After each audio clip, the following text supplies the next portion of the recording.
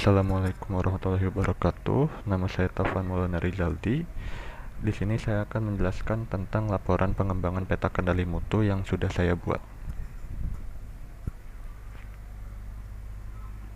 Nah, jadi yang pertama adalah menentukan CTP dan CTK yang akan dikendalikan. Jadi saya akan menjelaskan deskripsi produk yang menjadi studi kasus saya. Nah, produk yang saya ambil adalah mobil. Jadi mobil adalah salah satu kebutuhan utama bagi setiap orang, sehingga mobil mempunyai beberapa fitur standar agar pengguna mobil nyaman dan aman saat menggunakannya. Mobil juga punya banyak jenis dan merek agar dapat dipilih oleh konsumen.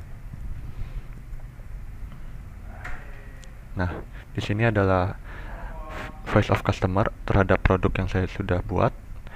Ada identitas responden. Ada 5 responden, yaitu Muhammad Arik Darmawan, Oktavija, Almer Ahmad Davison, Muhammad Zaki Alfandi, dan Zidan Ibrahim Zamzami.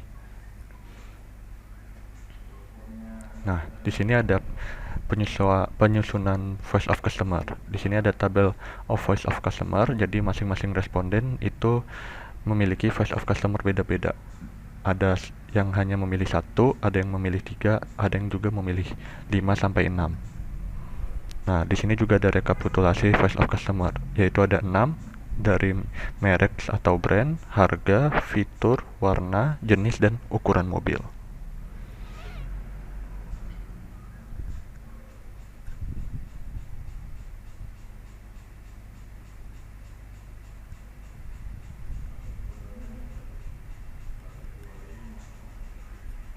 Nah, lalu yang ketiga ada CTQ dan CTP yang akan dikendalikan. CTQ yang terpilih pertama adalah ukuran mobil yang sesuai dengan standarnya.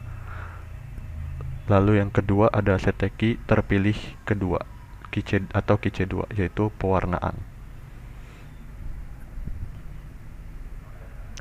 Nah, di sini ada menentukan mekanisme pemeriksaan. Ada posisi pemeriksaan dalam proses. Di sini juga ada saya gambarkan proses-proses utama dalam pembuatan si produk mobil ini.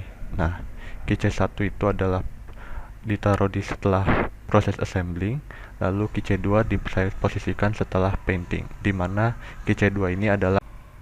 Nah, lalu kedua ada mekanisme pemeriksaan atau pengambilan data. Pilihan satu adalah pemeriksaan CTQ atau CTP dengan jenis data kontinu, lalu pilihan kedua adalah pemeriksaan CTQ dan atau CTP dengan jenis data dengan menghitung jumlah defek atau defect. Baik, untuk pembuatan peta kendali mutu, untuk peta kendali CTQ atau CTP terpilih satu menggunakan X-chart untuk iterasi 1 karena sampel ke-5, ke-10, ke-15, dan ke-20 di luar batas kontrol UCL. Jadi, dengan X-chart yang sudah dibuat, sampel ke-20 itu out of control, maka akan dilanjutkan di iterasi. Nah, untuk iterasi kedua dengan nilai sebagai berikut, karena melihat grafik menghilangkan sampel ke-20, maka titik defektif masih ada yang out of control, maka sampel ke-5 dan sampel ke-25 akan dihapus. Nah, karena untuk iterasi ketiga, melihat dari grafik iterasi ketiga sudah titik defektifnya di antara garis LCL dan UCL, maka sudah terkendali semuanya. Nah, untuk peta kendali CTP dan CTQ terpilih kedua itu menggunakan C-chart. Untuk iterasi ke-1 sama dengan sebelumnya, sampelnya ada yang di luar batas kontrol UCL, maka kita akan merevisi dan menghapus sampel ke-4 dan ke-20 karena out of control. Nah, dilanjutkan ke iterasi kedua. Karena melihat grafik iterasi kedua sudah titik defektif di antara garis LCL dan UCL, maka peta kendali defektif sudah terkendali. Baik, selanjutnya analisis fishbone. Di sini fishbone saya ada menggunakan 4 faktor. Yang pertama faktor metode, yaitu adanya metode baru, masih menggunakan metode tradisional dan lain-lain.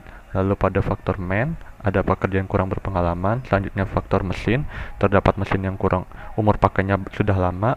Lalu pada faktor material, yang ada kualitas bahannya di bawah standar. Nah, mungkin sekian dari presentasi saya. Terima kasih. Wassalamualaikum warahmatullahi wabarakatuh.